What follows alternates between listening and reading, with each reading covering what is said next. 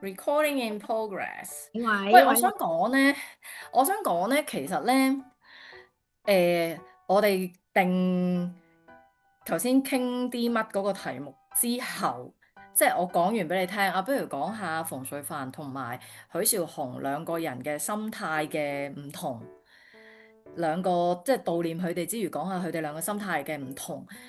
呢樣嘢講完之後咧，我係隔咗一陣間，我就已經突然間，哎呀，其實好想講黃明志啊，所嗯，以我就決定今集嘅勁廢噏咧，唔再係成日都講我自己啲嘢，但係其實都算我自己啲嘢嘅，係我自己嘅心態，我自己嘅諗法咯。因為咧，黃明志嗰單嘢咧，其實我冇睇好多嘅，我睇咗少少嘅啫。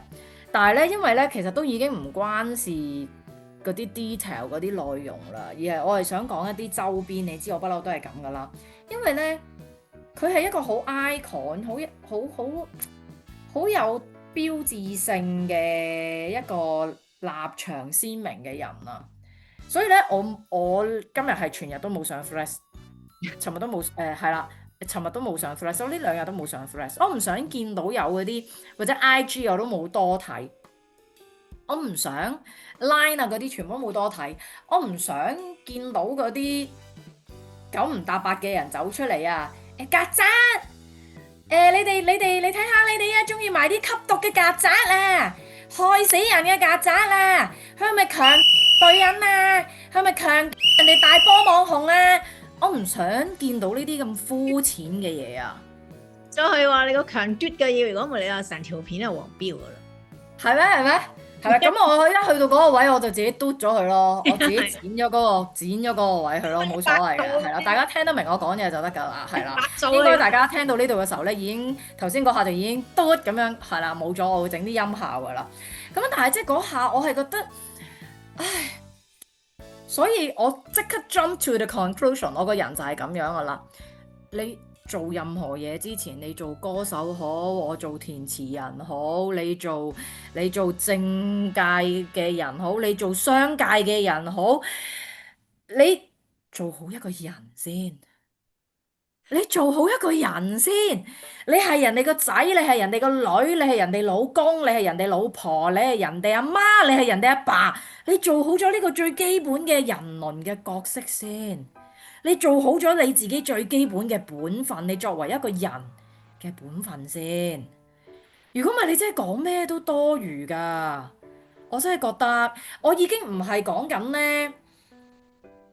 我已經直頭唔係講緊佢有定冇啊！呢啲嘢留翻法庭去審啊！你一日未審，我唔想未審先判啊！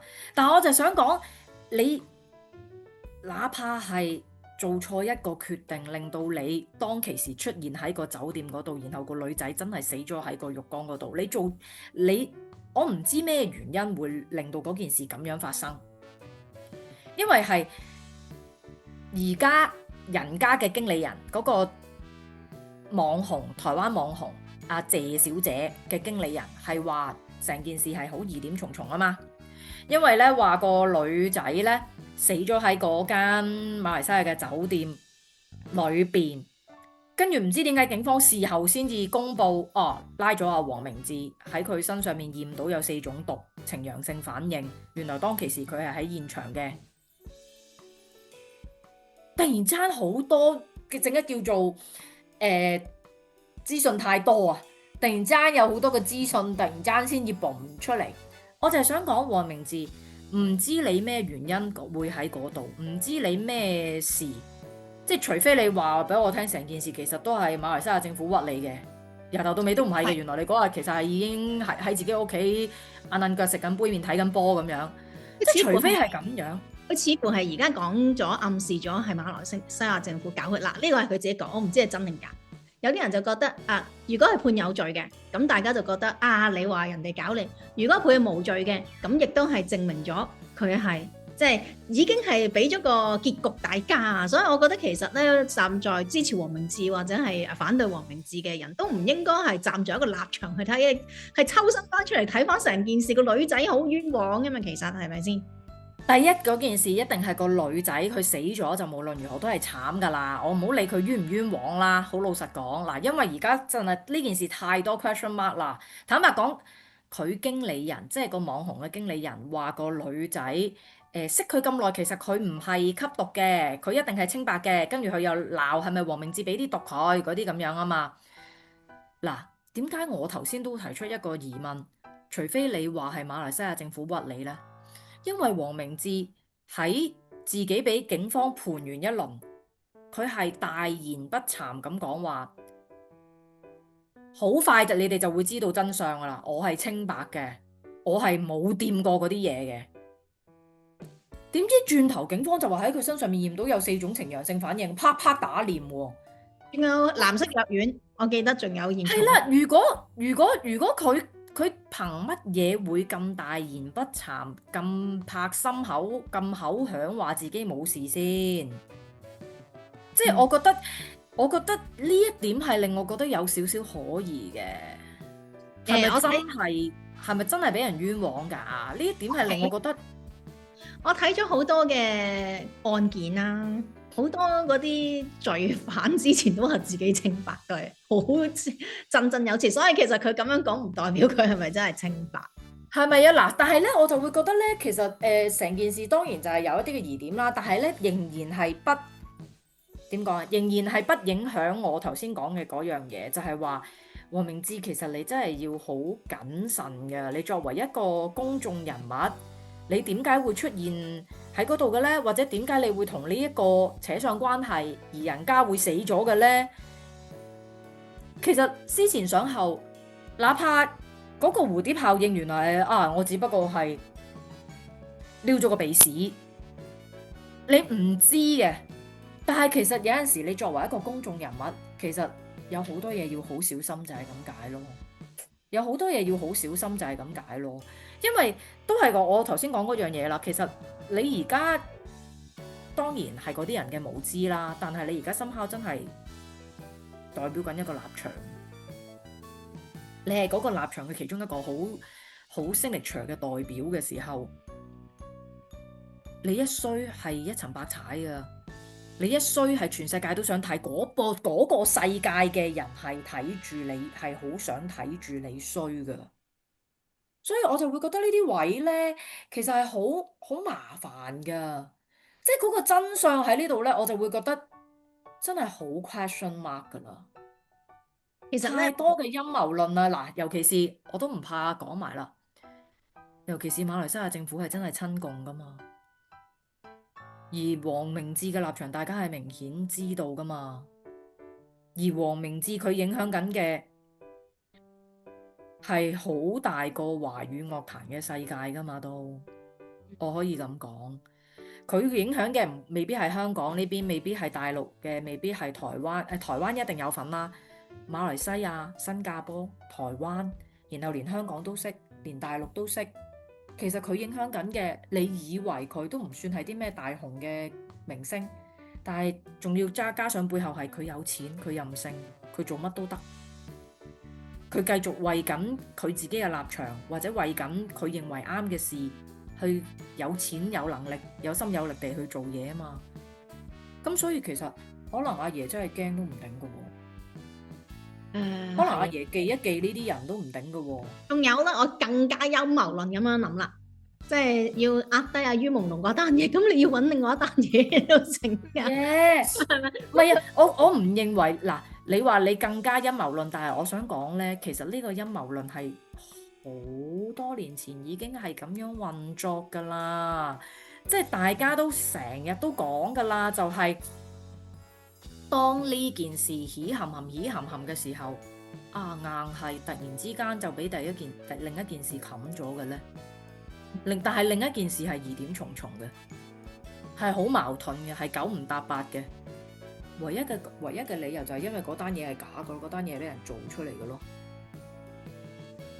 你覺得呢啲係陰謀論，但係其實到最後邊個先知道係真定係假啫？我都係嗰句，真定假真係上帝先知嘅咋，係我哋凡人，你信邊啲係真咪就係真咯，你唔信嗰啲咪假咯，係咁多㗎啦。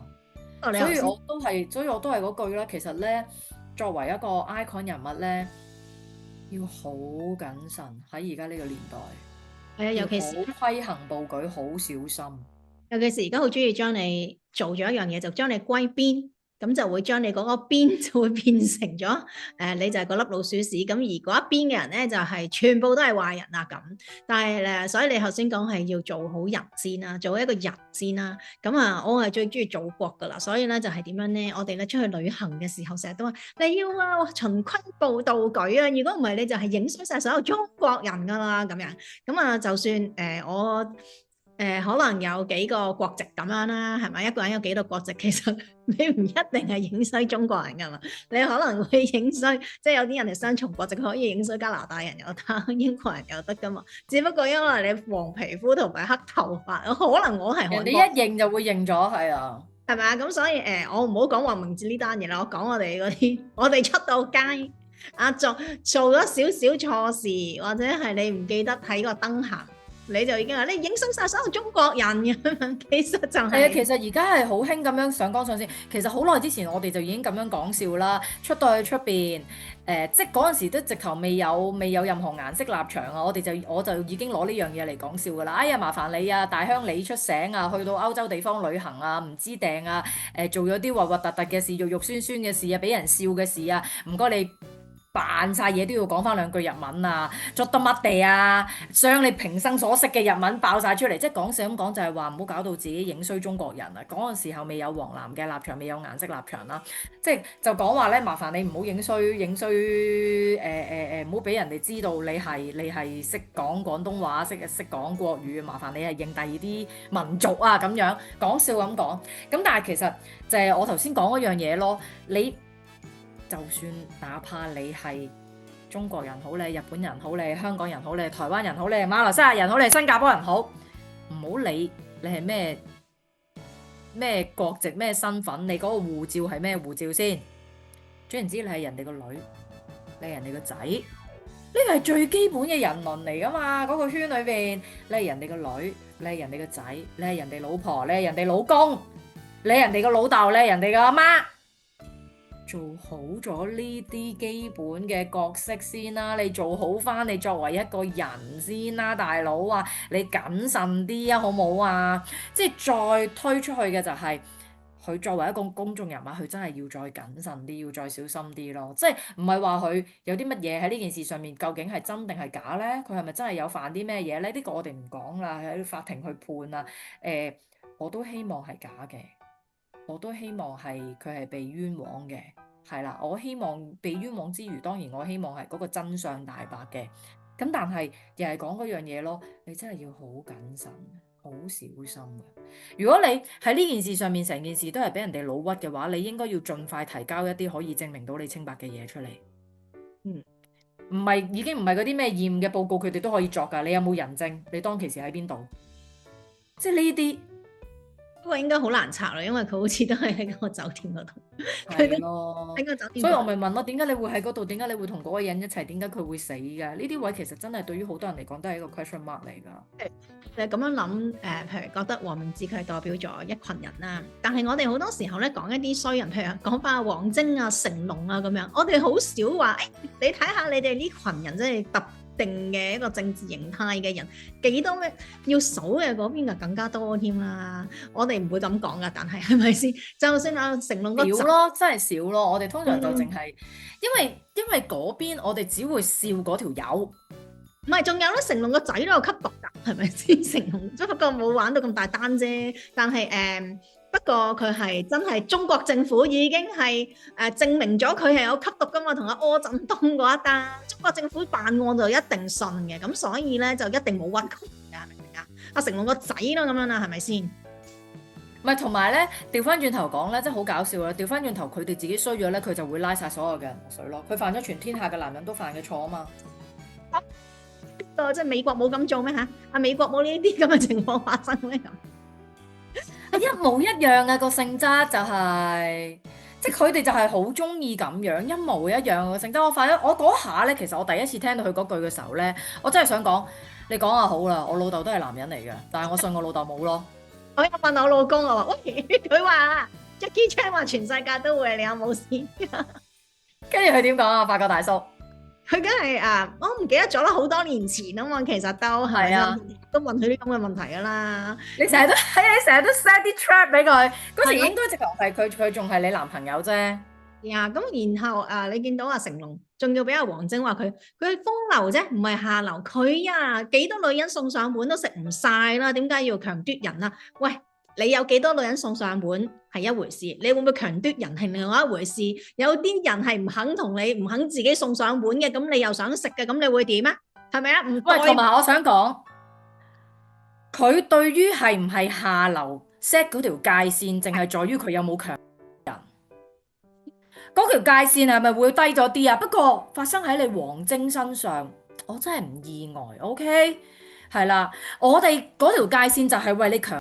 已經係犯法啦，大佬！你係要拉去坐監噶，喺大陸係有機會要打靶噶。你記住跌咗佢話，係喎，你唔講我又唔記得啦。咁啊，所以 OK， 即係總言之，你嗰條界線就係你唔犯法，你就已經係你唔係下流啦。咁唔怪得啦，你啊最正人君子啦。係有犯法喎，如果真係，不過冇人拱你出嚟啫喎，係你犯咗法，冇人拱你出嚟，你就係冇做過，係嘛？佢嗰啲理論咧，其實真係咧冚 Q 白爛都歪理，但係咧錯 Q 晒，但係咧就攞嚟係咁刷自己刷個流量咯。講真，如果佢唔係靠呢啲嘢嘅話，佢邊有得見報啫？而家。佢又仲講緊以前嗰啲戲咯，人哋覺得係恥辱嗰啲，佢又覺得好光榮嘅，真係。所以咧，我咪話咯，啱㗎，俾呢個人捧咧，我反而驚啊！俾呢個人鬧咧，係好事嚟嘅。係啊，你嗰個分野就喺呢一度啦，嗰個分野就喺呢度啦，即係嗰嚿屎話你，哎呀，我唔中意佢啊，我唔中意佢啊，你梗係唔中意我啦，我係香薰嚟㗎嘛，你係嚿屎嚟㗎嘛，你明唔明啊？你梗係唔中意我啦，我係水嚟噶嘛，我負責清潔噶嘛，而你係嚿屎嚟噶嘛。你見到佢成日都講阿邱淑貞，我覺得邱淑貞好慘。你有冇見過邱淑貞結咗婚之後講起個王晶啊？好似冇啦，係咪？不屑再提呢個肥佬啦，係咪啊？即係正如我頭先講啊，正如我頭先喺嗰個係你節目嚟噶嘛，正如我頭先喺你節目講啊。我就唔覺得阿向太會睇得上呢個肥佬咯。佢講即係邱淑貞之餘咧，佢仲講好多其他人嘅嘛。即係總之就係佢就係最勁嗰個，捧起晒所有人啊。喂，佢之後捧嗰啲人啊，冇個得啦，嗰個咩？之後佢捧咗幾個七擒七縱嗰個孟瑤係啦。喂，佢淨係講好勁，我記得呢個名。跟住其他嗰啲。佢捧嗰啲有幾多個係捧唔起先得，佢又唔講，係咪啊？呢個孟瑤已經係最出名嗰個啦，已經。仲有其他嗰堆冚唪唥唔出名嘅人裏面最出名嗰個，就今日突然間俾我屎忽撞棍咁樣噏中個名。孟瑤唔係因為王晶先至紅咯，係因為佢自己都騎呢出位，佢自己喺度 sell 自己，佢先至紅。我已經唔記得咗啦，我淨係記點解我會記得咧？係因為七擒七縱，唔記得咗後面嗰字。我淨係覺得呢個名係好七八十年代嘅鹹片名。然後我就覺得王晶你真係好嘢，喺呢個年代仲可以用一個幾廿年前嘅鹹片名嚟拍你嗰啲戲。跟住我就望一望個女主角個名。就係一個俾我嘅感覺就係一個大陸妹嘅名，咁然後成件事我就覺得好合理啦，揾一個大陸嘅大波妹，然後咧就拍一套咧幾廿年前嘅鹹片。所以而家咧就算係好多時候嗰啲重播片咧，你會重播繼續睇，可能係家有喜事啊嗰啲咯。你好少重播係王晶㗎。唔係咯，就係所以你好少係會睇王晶嗰啲追女仔嗰啲戲咯。就算你話譬如周潤發，其實佢都有講過周潤發唔想拍佢嗰啲戲嘅，佢都有講過周潤發咧唔想拍佢嗰種 style 嘅戲嘅。咁但係佢就話但係周潤發之後都好紅啊，大家都會記得佢個。但係我覺得有關佢事啦，係啦，有關佢事啦。周潤發其實又唔關人哋演技事啦。但係我覺得周潤發其實都唔係，佢冇好似馮淬帆咁當眾講啫。其實佢應該都唔中意拍嗰啲戲，因為大家會記得佢秋天的童話啦，就算係即係差唔多時期，秋天的童話啊，跟住臥虎藏龍啊嗰一啲，跟住佢去咗荷里活都唔係拍呢啲咁嘅片噶嘛。去到荷里活佢都係有自己嘅位置，都係一啲讓子彈飛係咧咁正劇嚟噶嘛。所以你見到周潤發可能冇阿馮淬帆咁即係唔驚得罪人咁樣啦，但係我唔覺得佢係覺得王晶嗰啲戲佢係好 proud。唔係嗱，我要咧為喜劇咧平反少少，我覺得咧嗰個重點咧唔係佢係喜劇定正劇，佢話爛，而係咧 yes 係爛片。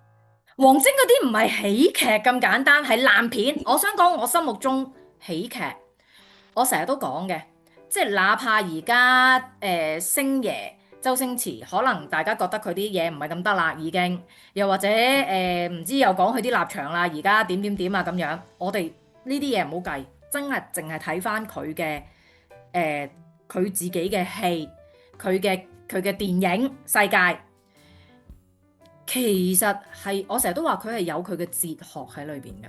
有 message 嘅，佢每一套戲都有。佢係有佢嘅 message 喺裏邊㗎。我唔知大家有冇留意到咧，佢成日都表達喺感情上面，佢成日都表達一樣嘢，同一樣嘢。阿劉嘉玲喺《大內密探零零發》俾佢 hurt 完一輪㗎啦，講到好似自己個老公有外遇咁樣㗎啦。阿劉嘉玲都仲會，你餓唔餓啊？使唔使煮個麵俾你啊？同一個 idea，其實喺喜劇之王張柏芝身上面一樣有。你睇下你搞到點解會咁嘅？使唔使幫你做啲乜嘢啊？同一個你點解係同一個 idea 嚟㗎？佢表達緊嘅嗰樣嘢，就算你未必認同啊，你可能會覺得如果你女權啲，你會覺得貶低咗女人嘅身份又好，乜都好。但係佢想表達緊嘅嗰樣嘢就係兩個人一齊嘅嗰種互相信任。或者互相難頂都繼續頂落去，或者係嗰種互相嘅包容妥協咯，可以講。係啊，即係其實我而家噏唔出第三套係咩嚟㗎啦，因為但係嗰陣時候我睇完之後呢，我係突然之間喺個腦裡面串連咗嗰三套戲嘅女主角都有呢個特質㗎，咁我就睇到嗰樣嘢喺度咯。其實佢係深刻想講緊一啲關於感情嘅嘢，其實佢有佢嘅哲學喺度嘅。其實咧佢咧佢點都好過，即係成就點都好過王晶啦。其實咧佢好早期《大話西遊》其實都係佢自己參與好多嘅電影啦。喺大陸係有專為《大話西遊》設嘅學問嘅喎，即係《紅樓夢》有紅學，咁啊《大話西遊》有佢嘅學嘅喎都。但係王晶你嗰啲戲有啲乜嘢學咧？冇咯，屎尿屁咯，係咯，翻炒又翻炒，都係屎尿屁咯。係咯，而家佢唔好跟到時代嘅步伐行，其實好明顯啦。如果唔係你點會？哎呀，我真係想你係咪即刻上網 search 下阿孟瑤嗰套，佢想捧阿孟瑤嗰套七擒七縱七乜春？究竟係邊個年代嘅嘢？點解會用一個咁70-80年代嘅鹹片名㗎？係咪？如果你即係咩七擒七縱七色狼啊？我記得啦，呢套片本身係1970年代嘅電影嚟㗎，本身都係1970年代㗎。2007年咧，佢有再做㗎。七擒七縱七色狼，我諗佢係咪致敬翻1970年嗰套？致敬啦，係咪？我正想講啊，而家最興講呢樣嘢噶啦嘛，抄人哋又叫致敬啊嘛。係啊，唔好講維基百科都有呢一個詞條噶吓。咁係王晶嘅出品嚟噶。咁係邊個做主角咧？但係你咪就係其實王晶嘅世界，佢有啲乜嘢嘅哲理，有啲乜嘢嘅 message 放喺佢嗰啲精裝追女仔系列啦，七擒七縱七色狼七色魔唔 Q 記得，即係有啲乜嘢咧？嗰啲乜嘢第一個賭乜咩嗰套咧咩肥螳螂啊，你咪淨係記得佢好肉酸咯，好笑，同時亦都係好肉酸咯。但係但係完全冇 message 咯，而我想講佢個人亦都冇內涵咯。七擒七縱七色狼，你知唔知啊？監製除咗王晶之外，仲有邊個咧？而呢個咧都喺呢一個演員 list 入邊排第一嘅，曾志偉。跟住咧就係嗰七個色狼啦，排咗七個色狼，即係男人咧就排咗喺，仲有陳百祥啦嚇。男人咧就有7個，之後先係到你嘅萬瑤，萬瑤係排到第8嘅。體現咗物以類聚，人以群分。係啊，體現咗王晶、曾志偉、陳百祥，體現咗呢班係咩人？成龍啦、譚詠麟啦，即係一講哇，點解我都冇讀過書，即係冇一科係讀呢啲，但係你個腦一出就係出呢一紮人出嚟。咪即係咪同埋阿王晶讚嗰啲咪讚阿成龍啊，幫撐邊個嗰啲？咪係咯，佢真係阿成龍都冇出過嚟講嘢，佢又急住出嚟幫阿成龍講嘢，真係咧，你見到佢嗰種。所以我咪話其實佢自己都喺度刷流量啫嘛。講真，成龍使乜你幫佢口啫？如果我要聽咧，即係向太同王晶，我寧願睇向太。我想講，係咪啊？即係其實兩個都係唔啱。嗱，我就俾唔到意見喺呢個位，因為實在我對阿向太講嘢，究竟係講啲乜嘢嘅咧？個立場係點嘅咧？態度係點樣嘅咧？個人生係點嘅咧？我係一個 question mark 嚟嘅。我由頭到尾都冇睇佢啲嘢嘅，係啦。咁但係而家好明顯，你而家講緊呢樣嘢咧，就係一嚿屎同埋一嚿再臭啲嘅屎。跟住就俾我揀，咁我就反問一句，我點解要揀屎咧？我就唔揀。咁有陣時我哋呢啲做 YouTuber 嘅，就係佢哋講完呢啲嘢咧，我就可以攞出嚟去講翻自己嘅比較正常啲嘅意見。我就唔係話去炒流量嗰啲啦，但係我就會覺得佢哋講呢啲嘢其實係好唔適合而家嘅時代，同埋都唔啱嘅喎，嗰個 value 好唔啱啊！我覺得佢咧，即係嗱，又要舉多一個人做例子啦。即係阿王晶而家做緊嘅嘢，佢行緊嗰條路會唔會係舊陣時林作嗰條路咧？明知嘩眾取寵，明知衰嘅，明知肉酸嘅，明知唔一定啱嘅，我就係要刷流量啫嘛。但係林作就高好多咯，即係起碼嗱，我而家咁講完咧，我自己都有啲心虛啊，因為我覺得咧林作真係讀書多好多啊，係啊，定係點樣啊？林作應該佢起碼林作，即係我都曾經話過林作好有問題啦，好唔 OK 呢條友啦。咁但係起碼佢自己噏得翻晒出嚟，佢就係為咗咁樣啦。係咯，同埋林作咧，你見到佢係跟住時代嘅脈搏嘅。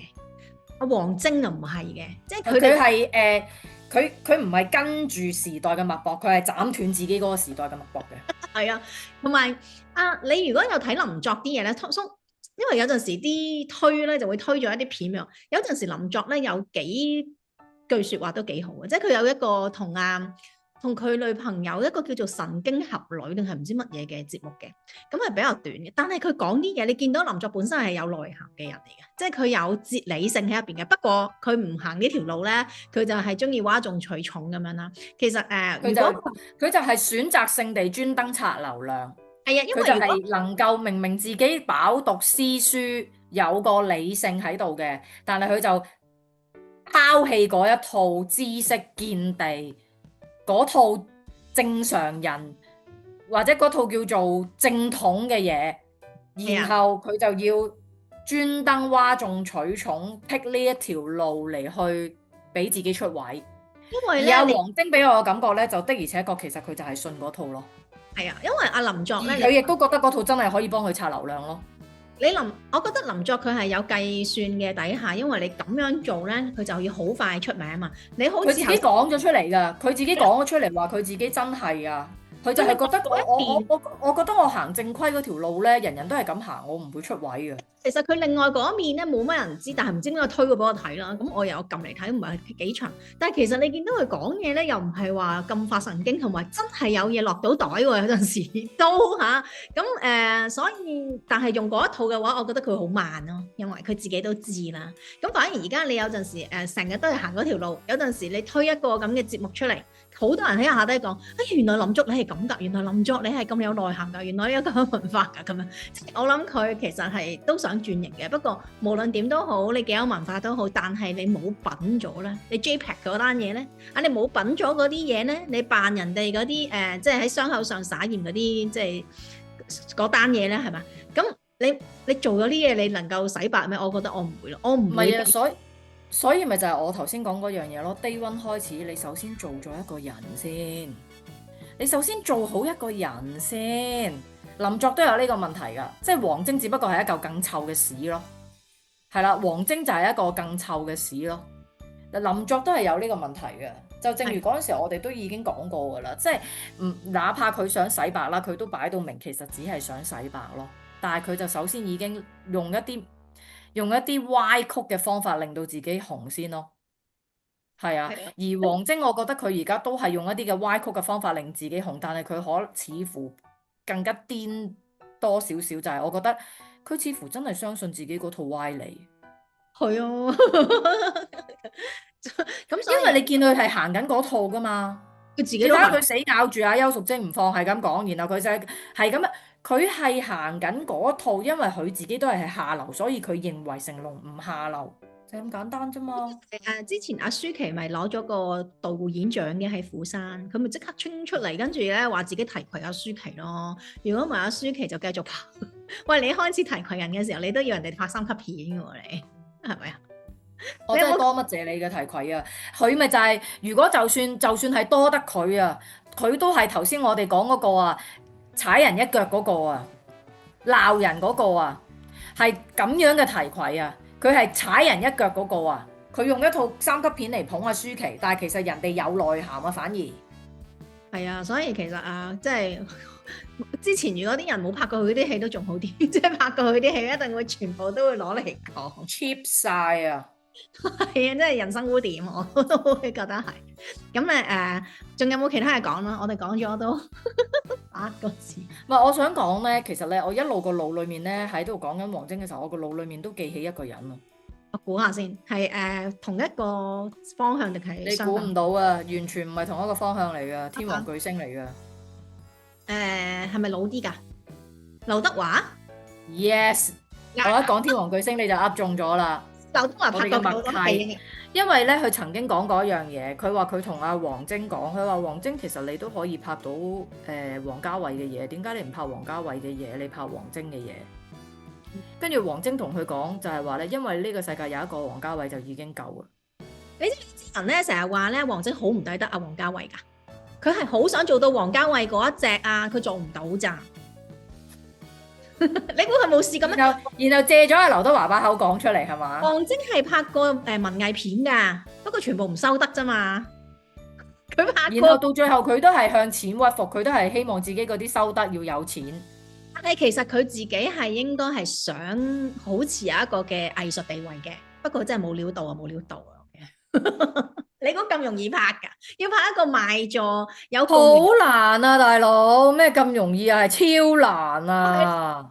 佢好似成日個口咧，好似係貶低王家衛㗎嘛？佢我依稀記得佢嗰啲訪問啊，佢係好睇唔起王家衛。其實有其他嘅人咧，我又唔記得邊個啦，因為而家我哋冇夾過咁樣去做㗎嘛，冇做功課第一做。有人係指出其實佢係好唔抵得王家衛，佢係好想做王家衛，不過做。我都覺得冇料到咧，冇料到咧就係冇料到。哪怕你老豆係邊個有地位嘅人，哪怕你有幾多錢，哪怕你有幾多女明星，哪怕你自己又喺個圈裏面有幾有地位，冇墨水就係冇墨水，冇料到就係冇料到，冇內涵就係冇內涵。而咧，阿馮淬帆有其中一句話，佢害咗好多人，佢冇講佢點樣害咗好多人，但係咧我覺得佢講得出呢番説話應該唔係空穴來風啊！即係就算我唔知佢害咗幾多人啊嚇，但係其實佢係當時係令到好多人都係諗起屎尿屁係冇諗嘢啊嘛！嗰陣時即係佢啲戲係冇 message， 係令到係啊，因為咧，即係以阿馮淬帆份人咧，佢講出一句咁嘅説話咧，我嘅感覺都係會覺得佢唔係講緊真係實質上嘅害，身體上、財政上、肉體上嘅害，而係個思想層面上，即係可能馮淬帆佢就係會覺得佢拍埋呢啲咁嘅嘢，荼毒一班人，荼毒咗好多人。係啊，可能係呢個解釋。如果我作為觀眾啦，我就會咁樣諗啦。但係影圈梗係好污糟㗎啦，係咪先？一定係㗎啦。所以佢點樣害嗱？佢可能覺得我冇害人，但係可能馮淬帆嘅眼中就係害緊人啊嘛。嗰個道德底線根本就唔同。但係大佬話我都係嗰句啦，佢個道德底線就係佢個道德底線就係成龍唔算下流，只係風流。講完㗎啦，佢嘅道德底線就係啲女人送上門啊，佢唔需要去吸人啊，咁就已經係風流，唔係下流啦。記住啲講完㗎啦。係啊，所以就係我覺得佢把口講出嚟，就算佢要係背書任何人，大家都唔會信佢。唔係唔會信啊，而係我真係好心理唔好啊，大佬。你鬧我就啱啦，你踩我一腳就啱啦，係啦，咁就證明我同你真係唔係同類啦，大佬。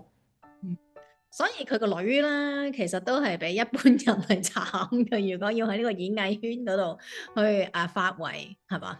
即係佢有個女噶嘛，搞唔掂啦，佢個女跟住又去個富衛部做保險啊嘛，本來想出道噶嘛，有單跟住翻去試我記得。係啊，跟住嗰陣時咪就係因為佢鬧阿姜濤啊嘛，跟住佢鬧阿姜濤之後，跟住後尾大家抄到出嚟咧，就係話咧係咪你阿女想入行又入唔到，跟住話咩搞到佢阿女唔係，係話因為咧係咪收咗 ViuTV 錢？話佢係咪收咗 ViuTV 錢喺度做新聞？因為佢個女喺富衛保險度做嘅。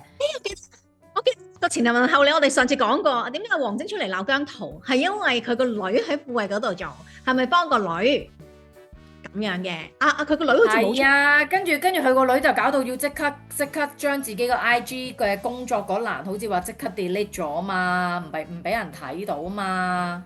好似係啦，我記得我哋做咗一集嘅嗰陣時。喂啊，我想講咧，而家咩年代啊？你估真係仲你嗰個70年代七擒七縱七色狼七色魔咩？大佬啊，而家呢個年代冇秘密㗎，你自己匿埋喺自己你自己匿埋喺自己床下底撩鼻屎嗰個就可以係秘密，你唔好俾你隔離瞓喺你隔離嗰個知道你撩鼻屎添啊，已經唔係秘密啦，OK？即係而家呢個年代咧，你咁容易就喺個網嗰度咧。即刻哩嗱嗱就已經身家性命財產都俾人哋起晒出嚟啦！你仲夠膽亂講嘢嘅？你真係翻清朝啦！真係唔需要起底添㗎嚟㗎，唔需要起底，因為你真係唔係都唔需要講到咁專咩起唔起底啊！你求其打佢個名就已經成個 AI 答晒你啦！哇，如數家珍咁樣數晒你幾代出嚟啊！你諗下阿許紹雄由慈禧嗰代數到而家。咁所以你講乜嘢？你真係我唔該你真係做人，你真係你嘅腳踏實地翻嚟現代啦，好冇啊？佢同埋咧，而家好多嘢唔需要起底，係因為好多嘢都係你自己講出口。所以我老公成日叫我唔好講咁多嘢，唔好講自己咁多嘢出嚟。好富衛佢對自己講㗎啦，係嘛？你有係啊，富衛都係佢自己個女喺個 IG 度寫㗎啫嘛。係咯，而家你仲有同事嘅，而家喺 Threads 度大家講幾行咁樣爆下料，跟住出到去公海唔知幾遠啊！我見到好多時候咧，嗰啲 Threads 嗰啲熱話咧，嗰個Threads 嗰個主啦，咁就會講：我冇諗到會飄到咁遠㗎，好多人都係咁講㗎。係啊，所以其實你真係咧，而家咩年代啊，七擒七縱七色狼，真係有病啊！真係。但係咪佢因為咧，佢對於佢嚟講，其實佢成功咗啦，因為佢係要刷流量啫嘛。佢就係我冇料到，佢就係意識得到自己係冇料噶啦。我又眼紅王家衛，我係冇料到噶啦。咁我就用屎尿屁繼續刷流量，我就用最肉酸、最核突、最乸渣嘅手段繼續刷流量，就用即係我覺得佢可能都有呢啲咯喺裏邊咯。不過我覺得咧都有少少嘅計算，但係佢嗰個計算咧係在於，因為的而且確佢做唔到嗰個層面啊嘛。佢有眼紅嗰個層面啊嘛，咁跟住到最後咧，佢就咁樣啊，咁我咪繼續用呢個嚟咁樣嚟刷啦，咁樣咯。之前咧我有講過咧，就係譬如許紹雄同馮淬帆離開咗啊，咁始終阿王晶都有百年歸老嗰日噶嘛，咁嗰一日會唔會佢能夠扭轉翻個劣局咧？定係佢最尾啲後人喺樓下寫佢評論嘅時候，係會俾個咩字佢咧？我今日寫咧就係王八蛋，但係王八蛋咧就唔係我形容佢嘅，係馮淬帆形容佢係王八蛋，所以我用翻佢嘅字嚟形容佢王八蛋咯。咁但係我覺得佢走嘅時候，我覺得阿馮淬帆呢一個嘅説話係一定會攞翻出嚟形容佢。啊，都係啊，我都覺得係啊，有機會啊。即係到佢走嘅時候咧，到阿王晶走嘅時候咧，就馮淬帆口中嘅王八蛋咁樣。係有個留言喺我樓下講就話點解好人就早啲走㗎咧？通常壞人就咁遲走。咁我覺得王晶應該都係算遲走嘅人，同埋佢成日喺大陸㗎嘛。咁大陸你知換器官好方便㗎嘛，因為大陸係即係一個好先進嘅國家嚟㗎嘛，好多人都係自願捐器官㗎嘛，所以我覺得如果佢留喺大陸嘅話，都唔知佢有冇捐，即係其實唔知道佢有冇換過添啦。佢食嘢食到咁係咪？點解咁健康咁樣嘅咧？我都好想問下，可唔可以？係啊，肥到咁樣係好唔健康啊，所以咧即係唔係就佢啊，佢應該唔長命啊，我覺得。我都話佢喺大陸應該係佢佢應該喺內地咧係可以享受到內地好多人自願捐活體捐器官。同埋，所以我覺得佢留喺大陸或者佢要，譬如另外嗰個館長咧都係咁啊，本身係好反中國咁啊，而家轉晒，跟住俾人咧揾到原來佢係需要可能要換器官，咁所以佢就即係轉晒軚咁樣啦。呢個都係睇 heading 嘅。原來佢係好需要內地嘅器官。咁我覺得啱嘅，你有求於人係咪？咁你梗係要即係唔好講奶啦。即係你梗係要俾啲誠意㗎啦，係咪先？所以我自己有講啦，我自己我同唔知邊個網友咁講嘅，我都係尊重許紹雄，因為佢即係都係叫做優雅地離開啊。而家有幾多人唔係優雅地離開㗎啫？係咪？即係你都會係啊，真係啊，有好多人係晚節不保啊。係啊，不過許紹雄就好似都幾急嘅，我覺得都係一個福氣嚟嘅，即係你唔使係一個即係長命百歲，但係喺個其實我覺得咧，反而即係急咧，我自己而家咁睇啦，即係尤其是佢到最後係因為 cancer 嘛，咁我會覺得其實急都有急嘅好嘅，即係其實佢辛苦少啲咯。係啊，都係。係咯，同埋咁多人去可以有機會見佢最後一面喎，咁我覺得都係。係啊，個個都講得到翻去睇佢最後一面，其實都係一個福氣嚟嘅咯。同埋佢留俾大家個印象，其實大家講翻出嚟都係好嘅喎。所以頭先你講嗰樣嘢咧，我都幾有興趣。我覺得將來我放長雙眼睇，我會見到嘅就係究竟到王晶走嘅時候，大家會點講咧？但王晶可能150歲喎，因為佢可有好多即係佢嚇。我唔講咁多啦，佢可能150歲㗎嘛。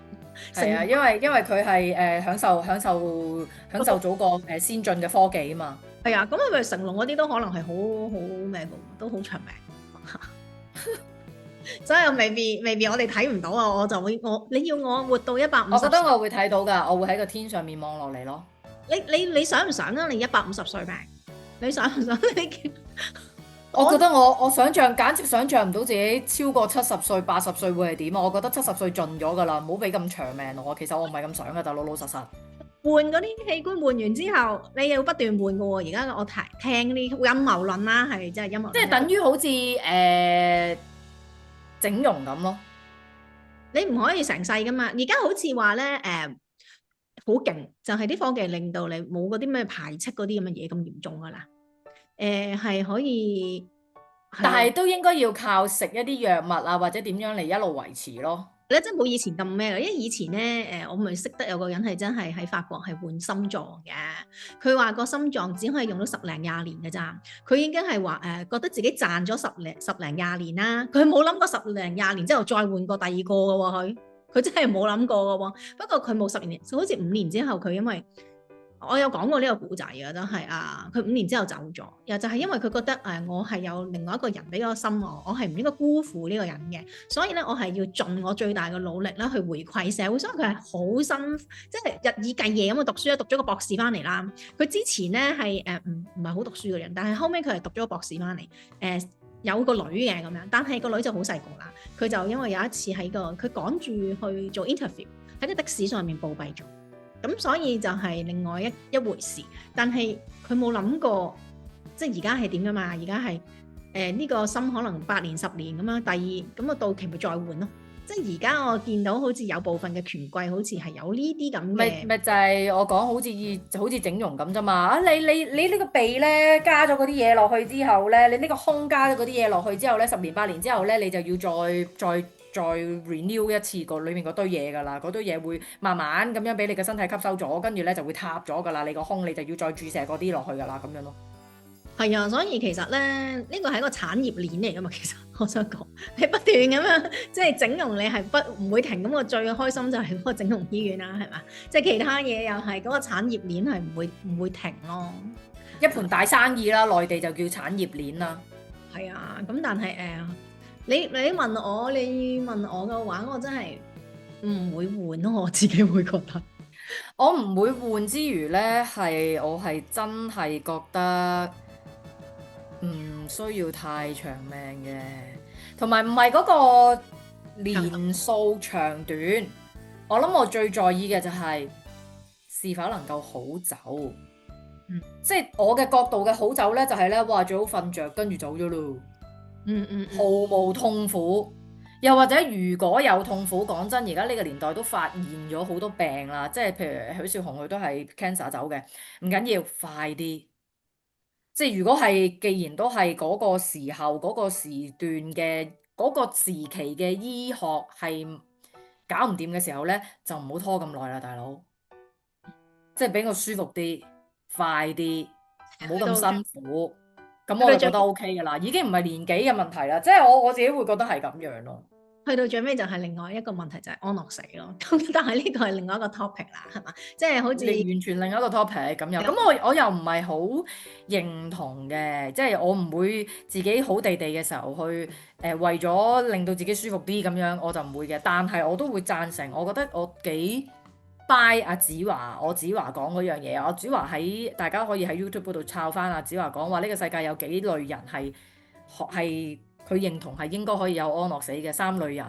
咁啊，第一類人咧就係咧當其時嘅侯賽因同埋我唔記得咗係咪布殊啦，定係邊個美國總統啦？但係總言之，佢話咧，因為佢話你唔想死，但係有成個民族嘅人想你死，嗰啲人咧每朝早起身咧就唔係問你食咗飯未啊，淨係問喂佢死咗未啊咁樣嘅啫。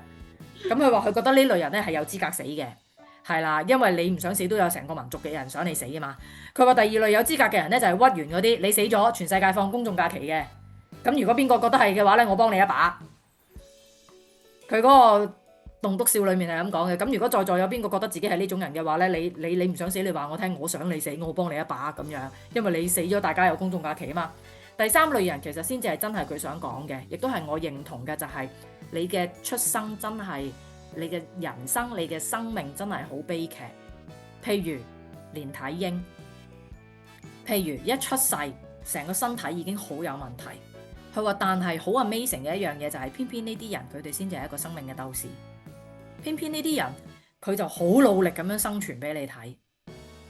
其實佢係帶緊一樣嘢俾大家去反思，其實係咪調翻轉頭我哋先至係有啲嘅殘缺呢？佢哋先至係一個圓滿嘅心態呢？佢哋咁努力先至係一個圓滿嘅心態呢？我哋缺乏咗啲乜嘢呢？我哋缺乏咗啲乜嘢係佢哋冇佢哋有我哋冇嘅呢？而唔係調翻轉佢哋殘缺呢？我覺得呢啲嘅哲學佬我就好中意黃子華，就係咁解咯。係啊，又講多咗好多嘢啦。我就係自己諗，即係可能如果7老80啊，跟住係百年，即係成100歲，但係你係久病在床啊！嗰一個我都覺得呢啲都辛苦嘅，係啊，即係可以選擇。其實香港而家有嘅，你知唔知啊？即係你係可以，係主動啊嘛，你係掹喉啫嘛。唔係啊，而家香港咧係有啲服務，有啲法例係咁樣列明嘅，你係可以喺一個律師同埋一個醫生見證底下，你要去 state 有呢個 statement，你要列清楚，包括好多嘢嘅，包括你。如果係遇到頭先我哋講嘅嗰種緊急嘅情況，你可以委託一個人去代表你處理你嘅銀行啊各樣嘢，因為其實呢啲好繁複㗎，呢啲係好多時候咧搞到咧嗰個人走咗之後咧，佢銀行嗰啲錢仲係 cap 住晒啊，你仲係搞唔到啊嗰啲咁樣㗎，即係屋企人都喐唔到啊，因為要佢簽名啊嗰啲咁樣。咁啊，你可以委託一個人去處理啦，你可以委託一個人去幫你搞身後事啦，你可以寫到講到明，去到咁樣嘅情況底下呢，我要拔喉啦，我唔要醫治啦。其實呢啲全部都係有好清晰嘅，只要你係有律師加醫生去證明你落呢啲 statement 嘅時候，你個人嘅整個狀態都係清醒嘅，係清晰地理性地做呢個決定嘅，咁就 OK 㗎啦。啊！呢個都唔係安樂死咯，呢個都係只不過係，但係呢個都唔係屬於叫做安樂死咯，唔可以咁講咯，即係只不過係你好似叫做懷疑，唔主動係啦，或者叫嚇係啦，即係唔主動唔再接受治療，係啦咁樣咯，係啊。咁但係學你話齋安樂死個題目就太大啦，我覺得我哋今日就不適宜再講啦，因為已經11點啦。係咯，喂，你咧試下唔好喐。喺向後啲，係啦，你記唔覺得自己好似有兩隻紅色嘅耳仔啊？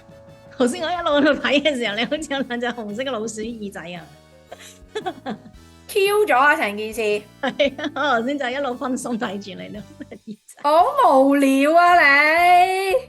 人哋係咁認真咁講緊呢啲嘢，你又睇我嗰隻紅色嘅老鼠耳仔，係啊，好 cute 啊！咁我哋咧就係咁樣。11點啦，想超過11點啦已經。係啊，咁所以咧，今集我諗到呢度先啦。咁都少少係咪叫少少交代咧？其實都講過㗎啦。總言之就係啦，逆齡YouTube 咧係會有一啲嘅新嘅搞作，咁就亦都啱啱對上呢個禮拜就突然之間停咗冇節目。係啦，我自己都唔記得咗係咪呢個禮拜停咗冇節目啊？係啊，啱啱幾日前啫嘛。係咪啊？因為我自己排到好亂啊，已經有啲係啦，咁但係都係有原因嘅。咁我諗我哋就喺下一集嘅勁廢 up 嗰度咧，等因為事態仲發展緊啊，咁我哋就喺下一集嘅勁廢 up 嗰度嘅時候，我先至再交代翻究竟發生咩事，點解上個禮拜突然間脫稿啦？係啊，希望下個禮拜搞掂啦。係啊，搞掂啦！我想講係啊 ，good processing 噶啦。好啦 ，OK，bye，晚安，拜拜。